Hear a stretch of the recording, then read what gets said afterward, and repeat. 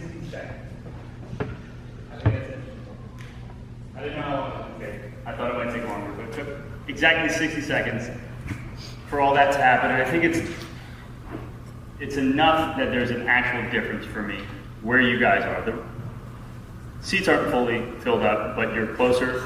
I feel like I can actually see all of you now. I don't feel like I need the microphone anymore. And so a difference was just made in 60 seconds. And so without doing too much more that feels corny and like apropos because of the title says 0 to 60, all my hope is for the next hour or so, less maybe, is that you guys can leave here realizing that a lot can get done in 60 seconds. For the last 2 hours, 3 hours, we were doing like rapid fire trying to help people, and it was billed as look at resumes, and I'm gonna be honest, didn't look at resumes. I talked with people, and I talked with people about what it is that they're doing and how they say what it is that they're doing, so it makes a difference to me. And there's a lot that can get done if you're able to communicate what you're hoping to communicate to people in a way that they can hear it. Hopefully today, after we do some of this, you guys will be able to communicate stronger.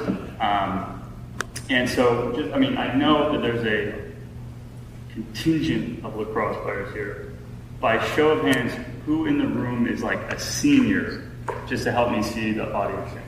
Senior, okay. Junior, give me more just so I can get a sense of that. Okay. Artist. Awesome. Computer scientists. We had a lot of them in the meetings. Computer scientists. Awesome. Sciences. Bio, chemistry.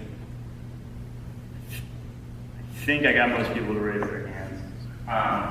That's important to me because I want to make sure that I can tailor this to things that are going to be relevant. It's not said explicitly at any point in the presentation, but like step number 1 is know who you're talking to. And if you don't know who you're talking to, like it's going to be hard to have anything stick. So 0 to 60, making up a memorable minute. What happens next? Okay, so there's a great book, Heath Brothers. These guys wrote Made to Stick. They also wrote maybe Contagious. But they wrote books that kind of set the tone. I'm not going to talk about what the book talks about, but it's an acronym SUCCESS. So they say, tell stories that are 4 things to stick. They need to be simple, they need to be unexpected, they need to be concrete, they need to be credible, they need to be emotional, and they should be told in stories. Ideally, I'm going to try and tie stories into all of these things today. I haven't built that much data to back it up. Everything I'm saying is backed by data.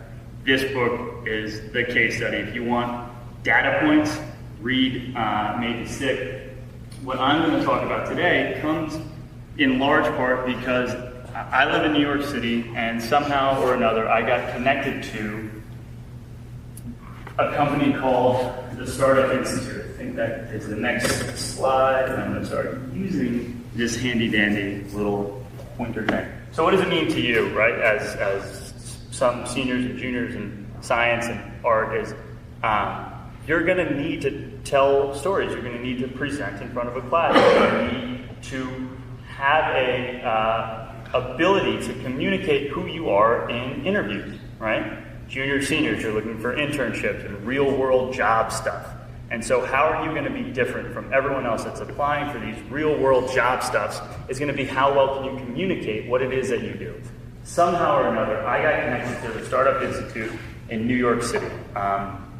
Long story, but the Startup Institute is this incredible organization. They take people of all different age groups and walks of life, and they give them an 8-week crash course on the types of skills that have been identified as worthwhile to have to work in a startup. So there's front-end developers, people that are making websites sexy, back-end developers, people that are making the programs run on websites, salespeople, project managers, right? And you learn all this stuff really fast by working with real-life startups in New York City, and in Boston, and in Chicago, and in all the cities that they're popping up in, and in London. I worked with the New York City one, and I helped them with something that's built into the model that I don't think necessarily serves their students, but they do. And they have a pitch day. Every single student gets 1 minute in their graduation day to say who it is that they are, what it is that they do, and what makes them special. And I would say the 3 that I've been to, 90% of them suck. They're really, really bad at communicating in 60 seconds what it is that they do and why I should care about their mission or what makes them unique. What follows is 8 points that I think are really important. If you're only given a minute, right? So the Heath brothers give you a book. That's hours of reading. I'm going to give you hopefully 30 minutes or so, and then I want to talk to you guys about this. If you're only given a minute, that means you need to figure out how to take what the Heath brothers say in 230 pages and make it make sense in 60 seconds, and that's not easy. So 8 steps. I don't have a sexy acronym. Maybe in the next time I do this, I'll have one figured out. But step 1 is surprise the start. You're given 1 minute in front of the classroom. Dr. Circa's class. Who's in that class? Anyone in the Dr. Circa's class? Where you have 1 minute to say about an article that you read? Step 1 for me, surprise the start. Did you expect me to have you come down to the front of the room? No. I mean, there are other ways to do it, but most people at this tech conference thing, they come up and say, hello, I'm Tony, I'm a web developer. Nothing surprising, nothing interesting. What if you started with a question? What if you looked for a laugh? What if you do something to make the beginning start interestingly? I took one opera class. I studied abroad in Florence. Everyone should study abroad. I studied abroad in Florence. Took an opera class. And what I learned in the opera class is that the best operas that were written hundreds of years ago, opera halls were actually rowdy. They were crazy. People were drinking and having a party. And so the best operas all start with this really sudden crescendo. And it says, shut up, the show's about to start. We want to do that. We want to do the opera crescendo to get things started so that people are paying attention to it.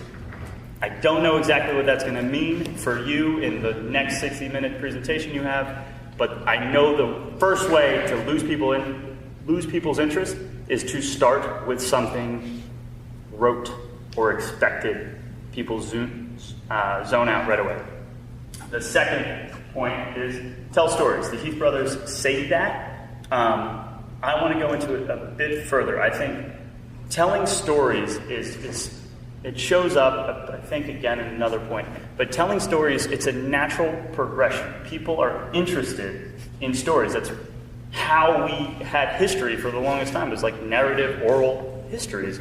And so if you can create a persona, if you can create a hero, and you can put that persona on a storyline, people buy in for some reason or another. And I don't know exactly what it is.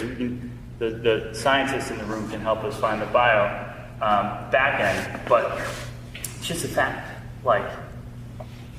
When you can create a narrative that people can understand and hop on board with, you can take really complex ideas and make them digestible, right? And so what we're talking about today, it could mean anything to you guys, but ideally, what you walk away with is an idea that the beginning of the story is you are living as a college student who communicates the way every other college student communicates. There's a rise in action. Hopefully that is what we're experiencing today. And then the resolution on the back end puts you in a better place than where you were headed before the story started. Quite brief, but I think that there's a good setup. And so whenever possible, tell the story of the CEO in the class. Tell the story of where the problem was found and all the ways we tried to get the solution before finding the one that worked. When people can hear the narrative, they are more likely to be able to champion that same story and tell it again. If you hit me with just facts, figures, data points, you won't remember them but you'll remember the story. What's left is the story, and that's why it's super important. The next point, and I'm trying to do it, is to move in space, right? If you're given 60 seconds, standing still is an option. Another option is to move. And there are some really interesting things that happen when you move. And when you're moving and you're moving and you're moving, you're making points, and then all of a sudden you stop. You have just given more weight to the last thing you said. Right? One of the worst things you can do is make an important point as you're walking away from the stage. Or making an important point while you're moving. So movement is important, but it can also be a distraction. And it's been proven there are people that are really, really good at understanding movement. There's processes, there's scientists that have worked on what they're calling NLP, neuro-linguistic programming. I can, in movement, physical movement, I can paint a picture of good things. And then I can tell you about how bad things also are really sucky. And by physically moving to a new space, every time I talk about bad things and every time I start to talk about good things, by the time the end of the presentation is over, just by standing here, you can start thinking of good things. It's been wired at that point. A lot can happen just by pretending that there's a conversation or having a conversation. For example, I could tell you a story of a client that I have. And when I tell the story of the client that I have, I would say, listen, your messaging is backwards. I think that you're an absolutely incredible physical therapist, but right now, saying that you're a physical therapist is not serving you. But what do you mean? I am a physical therapist. That's what I do. No, you're so much more. You're also a super high-performance CrossFit athlete. And because of that, you have a different set of tools that no other physical therapist would say. Like, the difference is being a super fat coach who runs his players all the time and says, you guys should be better. And you're the coach who's beating people in sprints. You're the coach who's walking the talk. That is different. Oh, wow, Tony. That's a good point. Just shoulders, maybe a little hips. Like, there are now two characters on stage. Physical movement is a very important part of any story that you tell. I'm Italian, so the hands happen, and that is a natural thing for me. It's not for everybody. And so if you're not moving in space, I would hope that you move with inflection. It's absolutely incredible what can happen when you say the same things in just two different ways. Long pauses are also really interesting. A lot of people really work to say things without stopping, to constantly create noise because they think that the noise is the important part. Sometimes a long pause makes a point. Sometimes that long, awkward pause can really drive a point home. We started with moving the room. And then, once pretty much everyone was settled, I don't know if you remember, I didn't say anything for like 6 seconds. And you guys started getting really uncomfortable and like quiet. Did you guys remember that? There's something there. And so, if you can't move, if you need to say what you're saying in 60 seconds from your seat, there's a lot you can do with inflection. There's a huge difference in saying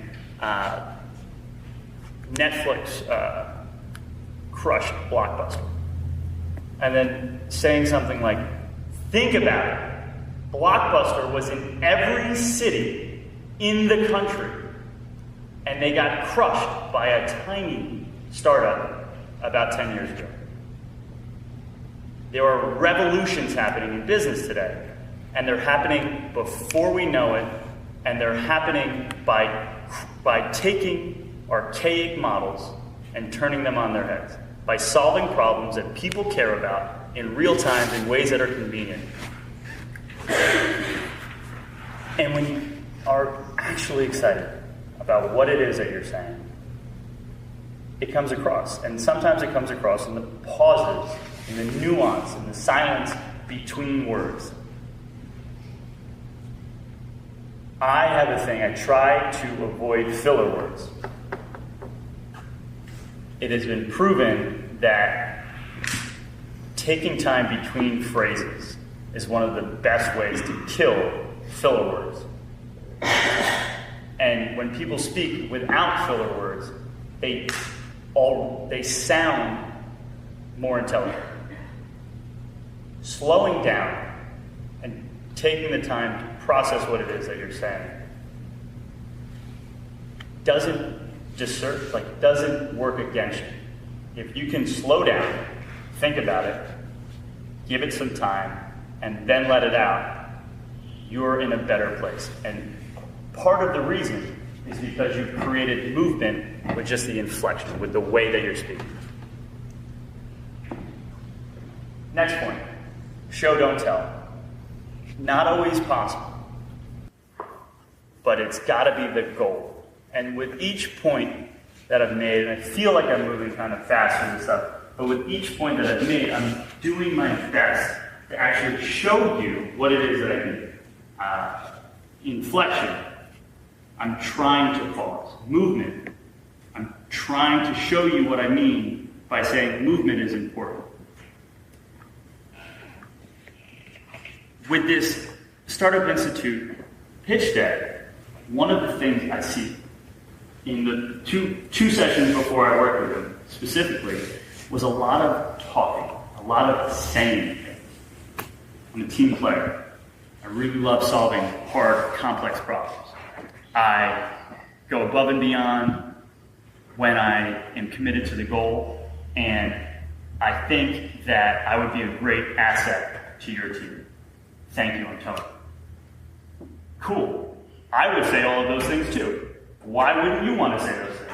That is so cookie cutter and expected that it means nothing. It's not a story, it's facts, easy to forget.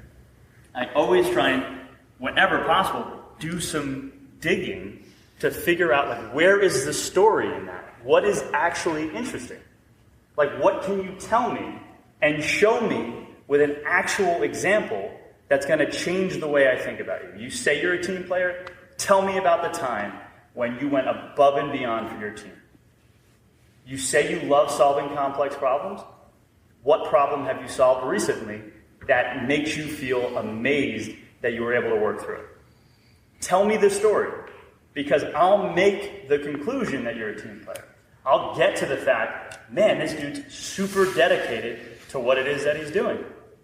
But to assume that you telling me you're a team player proves that as a point, you're mistaken. So it's the storytelling, it's the case study, it's the example of who it is that you are, what it is that you do, in a way that I can walk away with and make the conclusions that you're trying to tell me. I think it's a magical thing when you can be implicit, when you can create the lesson with a story, not say it explicitly. Game changing. The last time through, there were some people who told these incredible stories about what drove them to be a Teach for America teacher, followed by a city year manager, followed by a coder and developer, because they want to solve problems in education. You can say, I want to solve problems in education, or you can tell me about how you put years of your life into understanding the problems in education, and then years of your life into understanding the tools necessary to build the things you think will make a difference in education. And I will get to the conclusion that this person knows what it is that they care about, are passionate about a cause, and are doing the things you need to do independently to be the type of person who makes a difference. Whenever you can, show, don't tell. So, my name is Tony Ubertasio. I was a 2011 Ursinus graduate. I lived in, what is the freshman dorm this way? BWC. And then Reimert for the sophomore, senior year. Junior year, I was in Florence, and then it was formerly the basketball house. It's across the street, far one on the left. Naples. Thank you for helping me remember things that I have a hard time. Ursinus, coming back on campus today has been this incredible experience, in part because I think days like today are what makes Ursinus special. Absolutely beautiful fall weather is what got me here. I did an overnight, stayed with some lacrosse guys, sat in on Dr. O'Neill's business stat class. I didn't realize it was like day 2, and it would get way harder, but I was like, man, this is an incredible class. I can't wait to take it. I took it as like a freshman, and got crushed. But today is doing a lot of things for me. It's an honor to be here. I would consider it like an actual privilege.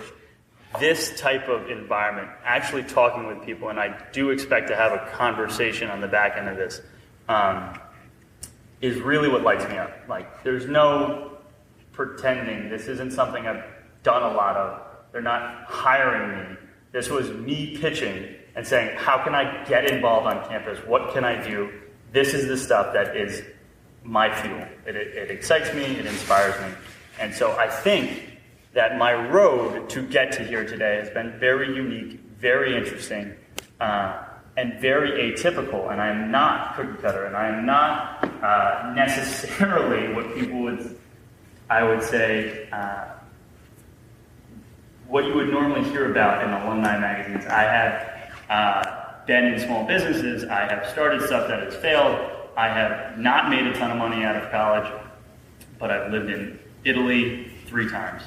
I've lived in New York for almost 3 years. I've started a consulting company that is growing rapidly and working with cool people, doing cool things. I write constantly on my blog. Good things are happening constantly, in part because I'm stepping into who it is that I want to be, and I'm actualizing the person I've always said would be eventually. I'm making that happen today. And so my goal, my hope, is that in this hour that we have together, hopefully I can mess you guys up a little bit in such a way that, you know, maybe the lessons stick, but more importantly, you're left saying, well, let me evaluate what it is that I think has made sense, or what it is that most people are saying to do, and I don't know, be someone who acts today the way that they want to act sometime in the future at some undisclosed perfect opportunity. I would challenge you to start doing that today, and hopefully we can do some of that on the back end of this presentation. So if I had led with that, I'm not convinced it would mean as much. I think that sounds funny as a way to start a conversation. I think the people who, at the Talent Expo, at the Startup Institute Talent Expo, who get up and say, hello, my name is Tony, I do product management. You know, my name was on the sign, you got emails, you should know at least my name, you'll see the 2011. That's non-relevant, that's not exciting, it's not adding any value to you. Ideally, we surprise at the start, right, is what we said, but like, I wanted to get as quickly as I could into doing something that gives me the right of your attention. That is not saying what I've done, where I've been, who thinks that I'm cool. It's not. And so whenever possible, I'd say do that stuff at the very end, do that stuff in the middle, but don't lead with it. It's expected and it's lost. How many times have you met someone, said, hey, I'm Tony, conversation, do you remember my name? No. So like, the first contact is like, we're just going to get a sense of who each other are. I always end up having to say, well, what is your name again? What is your name? Nick. Nick. Thank you. And so it's the same thing on stage. It's the same thing in the front of a room. It's the same thing in interviews. They might say, tell me about yourself. And if you start regurgitating what is on the resume, I don't think you're serving yourself. I think you jump into a story. I think you tell them about why you're excited to be there, because their business does X, Y, and Z things that are totally unique and exciting for you. That's not living on your resume. If they want to know that you're a junior or senior at Ursinus College, they should know that. Don't tell me something I already know, and don't lead with it. Make it exciting. Bury the lead, or at least bury the introduction. Two last. But I think this is important. I think it's really important. I call it like the Lilypad approach. I'm trying to get across the pond. The end point of the pond, I have an idea of what it's going to be. But how do I get there? To say that every single line of this is anything but improvised, I would be lying to you. I knew the 8 points. I took 30 minutes after the class in the morning to think through what would be worthwhile between slide 1 and topic number 1. Beyond that, this is free flow. If I wrote a script and spent 20 hours trying to memorize it personally, you would see a much choppier version of me. You would see someone who is looking for the exact phrase that I wrote on the piece of paper and I felt really good about it. And looking for the word choice that I used when I wrote it on the train that morning isn't helping me. I need to just see if you guys are giving me eye contact. I need to know if you're engaged. I need to see how what I say is, am I getting some head nods? Am I seeing eyebrows do weird things? Because if I get an eyebrow, then I could just slow it down and run it back and try another way of saying that I need to know what step A is and what step B is and make sure that I can connect those dots. And that comes from knowing the material. You can't tell you about molecular biology by going A to B to C. Like, I know this stuff. This is stuff that I'm comfortable in. It comes from doing the work. But after you do the work, then all of a sudden, there's a point where trying to perfect it is actually not serving you. There's a point where you need to just kind of trust your gut, and that's going to be different for every single person. I just know that unless you're an actor, reading from a script is generally a really hard thing to do. That's why most people fail as actors. There aren't many great actors, because memorizing lines and trying to make it feel authentic is a hard thing. It's a skill. It's something that's learned over time. In the meantime, learn what you need to learn. Get good at saying what you want to say. Practice it. Take reps. Say it in the mirror. Record yourself. I have a camera hiding in the corner so I can see what this looks like and I can get better. It takes repetitions. People are playing, there are some athletes that saw some sweaty ladies walked in playing sports, I'm sure. Like, you don't get better at things without practicing them. You don't know your material without getting reps in it. But at a certain point, the lacrosse players in the room will tell you they don't think about every single step in the process of shooting. They don't think about the nuance of like ripping your hips open. It just happens, and it happens because you've done it. It happens because you've taken the time and you've developed the skill, and you just know, I want the ball to go there. I'm going to get it there one way or another. I would hope that you know what it is that you want to say, or the point that you're trying to make well enough that the way you get from A to B just flows. The last point is end with possibility. And I'm going to try and do that, and then we're going to talk for a little while. And I just think I think that if I had known this, a lot of things could have changed. For me, not necessarily that I needed my things to change, but it all of a sudden, doors are open. When you can say what it is you want to say convincingly, when you can say what it is you want to say in a way that the people you're saying it to can hear you, can follow you, and that it might stick in some way. Did a lot of 3-hour worth of interviews on the way in to this room, and I would love to see more people understand this. I would love to see more people practice this, because with each student who came in, I gave the question. I said, so I have your major, tell me what it is that you're working on, and tell me what it is that excites you, and then tell me why I should care about it. Tell me why other people should think it's interesting. And I would tell you that it didn't go well every time. What I heard were things like, well, I mean, I can't even tell you what I heard, because it was so specific. It was so, I write data, and I develop code, and I'm working with these carbon atoms. And so my second question was part 2 of my first question. The second question is, so tell me why that matters to me.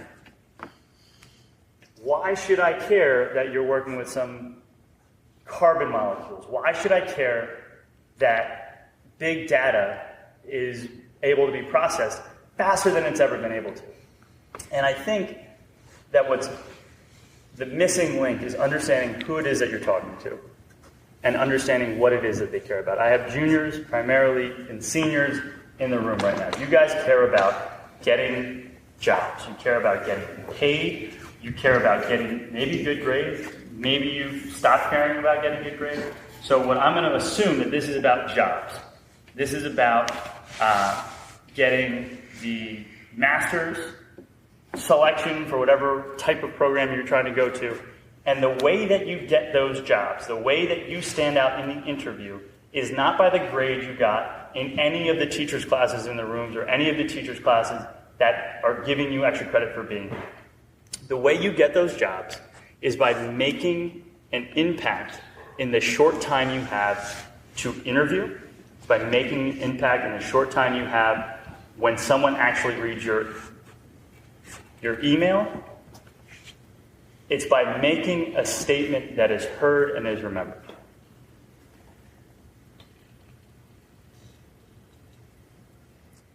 What I would like to do is I would like to take, I don't know exactly how much time, there's lots of on the computer to open see.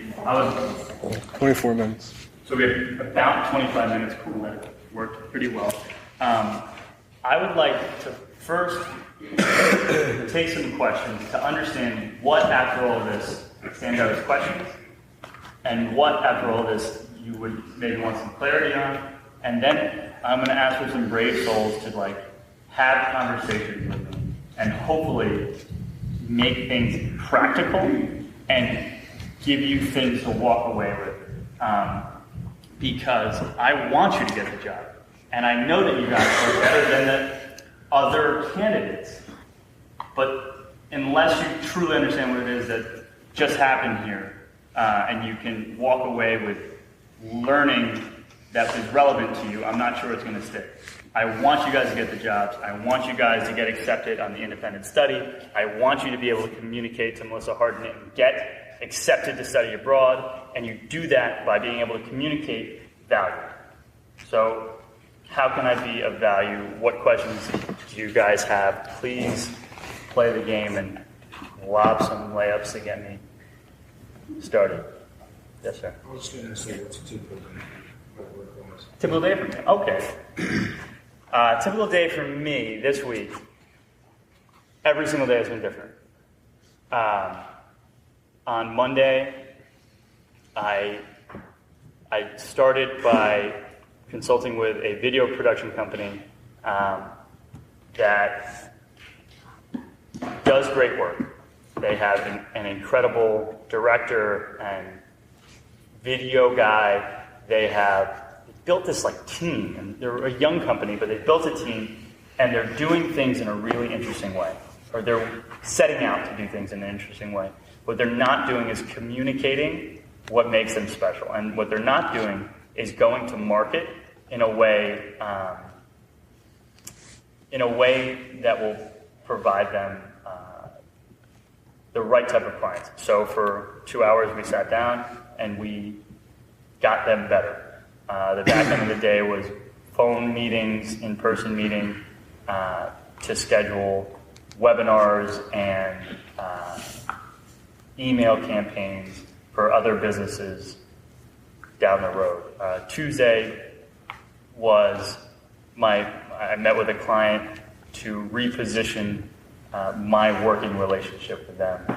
They do apparel. They're the outlier. I normally work with service-based industries. They make bags, but they're excited to grow and build their brand. It comes down to messaging. It comes down to how they tell their stories and their emails and how they tell their stories in social media. And so we're working through that. Yesterday was a great day. Meetings in the morning with some prospects, and then my night, I ran a live event for a company that has incredible product. They're trying to do something absolutely awesome that I believe in. They're running small groups for entrepreneurs who are looking to grow their businesses. And the small groups are comparable and complementary small business owners.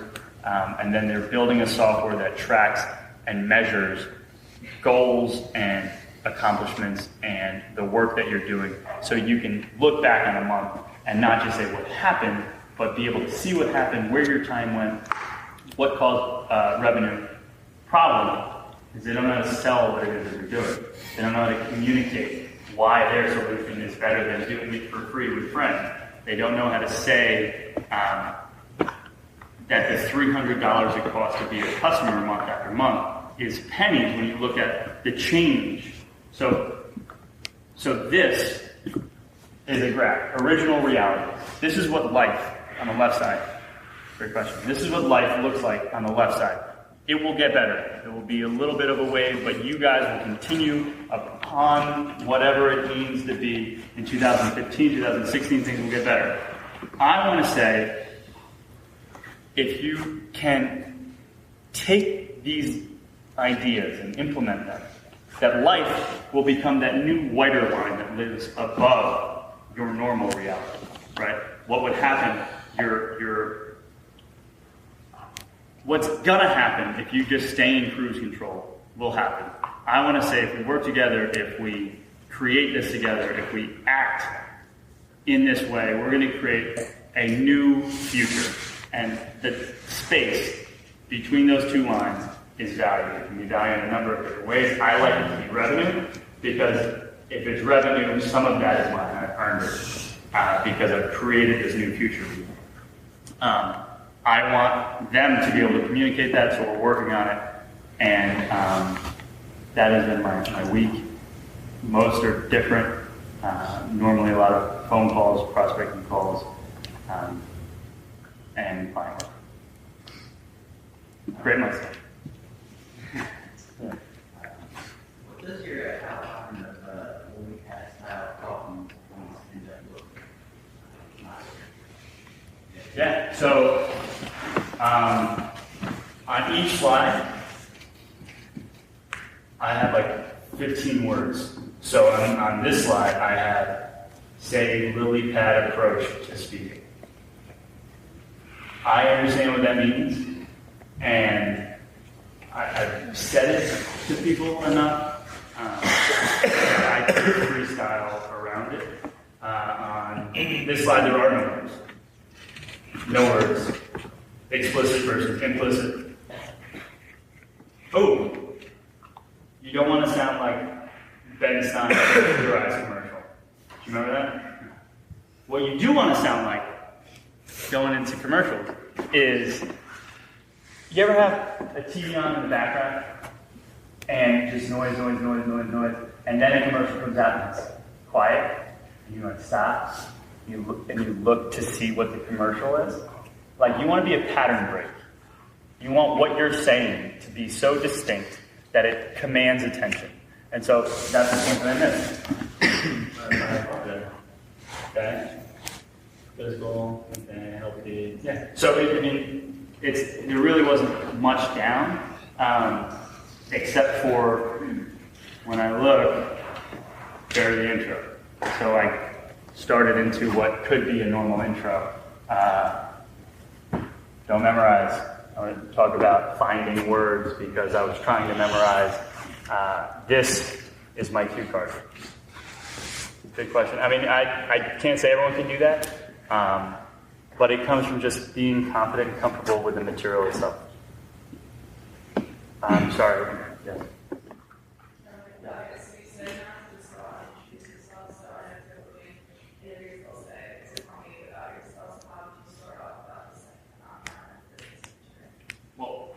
Yeah, so thank you, Caroline.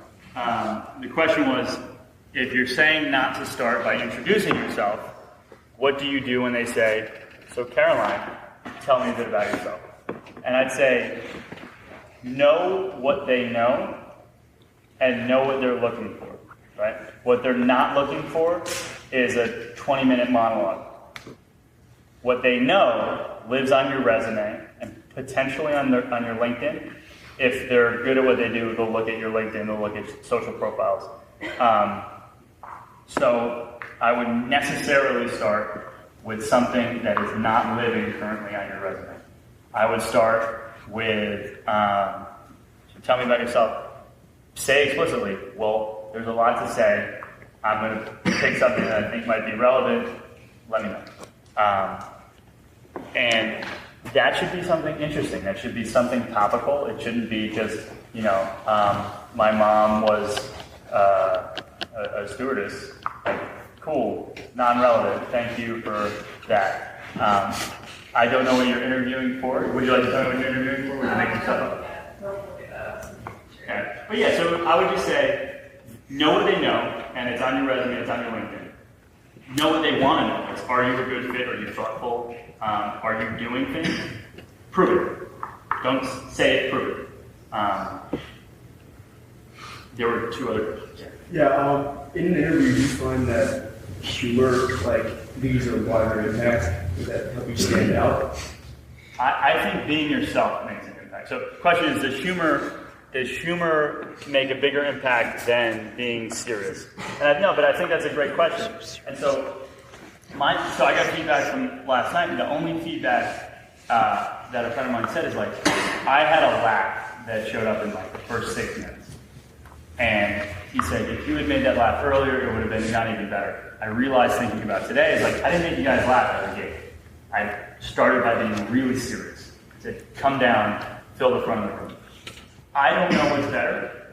I know that I'm taking this seriously, but I'm fun. And I'm trying, hopefully my body shows that I'm not just stiff and awkward and uncomfortable. Ideally, when we start freestyle, if we do, you'll see that I am exactly who you see right now, and I think that's what's most important. So don't stretch for a joke, but if you're funny and you can find commonality, do it. So assuming that you're walking into an interview and they're going to do research on you, I would challenge you to do research on them. Where are you interviewing? Who is the type of person in that industry, in that business, that you think would be your interviewee? I bet you can figure out who that is. Know where they went to school, know what they care about. There are ways to do research. Find them on Twitter, see if you can find them on Facebook, and know what they care about, and you can create serendipity. That's interesting. I think that's probably more interesting than humor. But if they're hardcore Eagles fans, and they've posted in their Kelce or whatever jersey, talk about how that's your guy. That, boom, there's chemistry, boom, there's a connection. Is it a joke? Not necessarily. But I'm saying beat you and create a reason for there to be a bond. create a reason for you to be memorable. If a joke isn't a layup, I would avoid it. Yeah, the only reason I ask that is some usually that can make you more personable, like add charisma. I didn't mean to come out and just say shit. Yeah, so let me tell you about it. You ever hear about the hot dog in the bar? Like, yeah. You were talking about your problems and you were giving an example of those. And Absolutely. About, I don't know, maybe the irony of your personality compared to the example of English, Mm-hmm. Yeah, no, I absolutely. So whenever possible, I would say try and be a person and have a personality, and try and show it and not tell it. Like saying, "Hey, I'm funny, I'm charismatic," is not a good way to prove that you're funny or charismatic. Is that a good response? And is there anyone else? The question, yes. What challenges do you have selling your consulting services and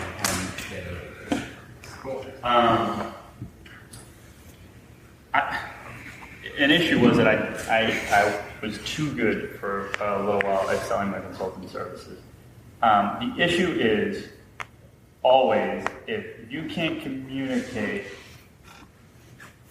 this well enough, or if they don't want to be a part of creating and believing in the new future, it's hard to have someone pay you a decent amount of money. If you can't prove as an employee, as an outside consultant, as a freelance, if you can't prove that you're going to make the future a better place to be because you exist, then you're going to have a hard time getting paid a decent amount of money. I generally can do a really good job at saying the future is going to be better with me. The issue is if someone's been burned so many times or has already plunged a ton of money into things that sound or feel comparable to what it is that I'm trying to say they should be doing, they just might already have given up. And then that makes them not a good client. If I need to twist someone's arm into thinking that I'm going to be a good fit for them, or that the value I think I provide is going to be worth their time, that's not a good client. Caveat is you might not be good at communicating what makes you unique and valuable and worth their time, but I think I can do that well. Anyone who's doesn't see it out of the gate, just not for me. So we have about 10 minutes left. Is anyone willing to do real time, get feedback on how they message and say what it is they do and what they care about? My man, would you mind coming up? Cool.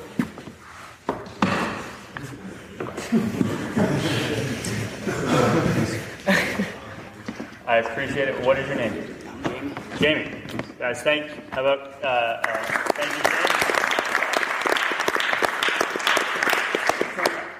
We're effectively going to do what I was doing just for a little while in a room around the corner. And my question is, Jamie, you're a senior? Mm-hmm. Okay.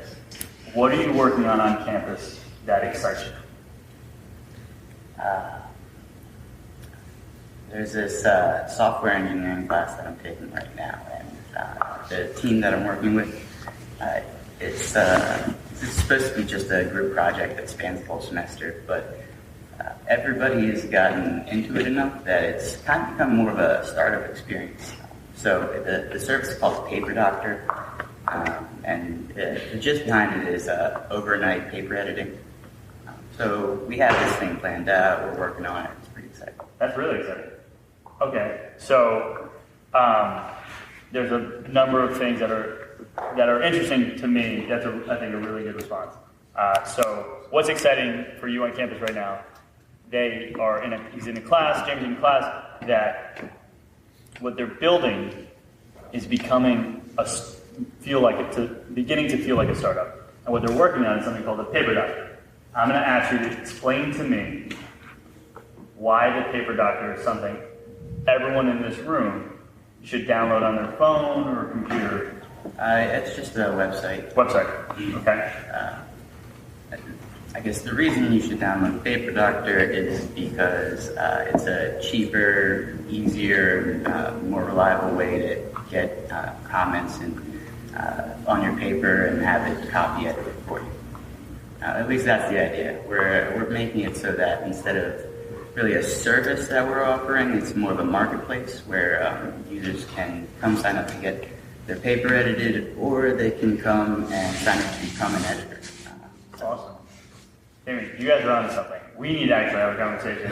I'm gonna allow you to sit back down, and then we're gonna talk about it as just kind of like a group. Thank you, Jamie.